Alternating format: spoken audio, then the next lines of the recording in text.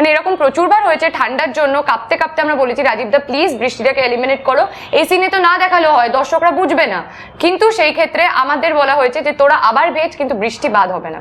তোমাকে চাই বললেই মানে এই যে তোদের মধ্যে যে প্রেমের ব্যাপারটা এটা এখানেও বেরিয়ে আসছে গদ কিন্তু এবার যেটা করতে হবে সেটা হচ্ছে একটা গান, দুজনকে ডেডিকেট করে আমায় গান করতে হবে।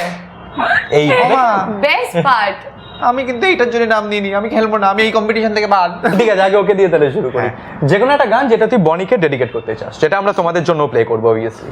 যদি সত্যি জানতে চাও তোমাকে চাই, তোমাকে চাই, যদি মিথ্যে মানতে চাও তোমাকেই চাই। Thank you. আমি মাঝখানে কেন বসে আছি, চোখটা ওদিকে সুন্দর ছিল, আমার দিকে চলে এলো হঠাৎ করে। সরে যাও, তুই আবার কি অ্যাঙ্গেল দিচ্ছিস সেটা? গানটা শুনে কিরকম লাগছে? তোমাকে চাইয়ের পাচ্ছু বেরোলে আমি নেই সেটাতে, হ্যাঁ তোমাকেও চাই নয়।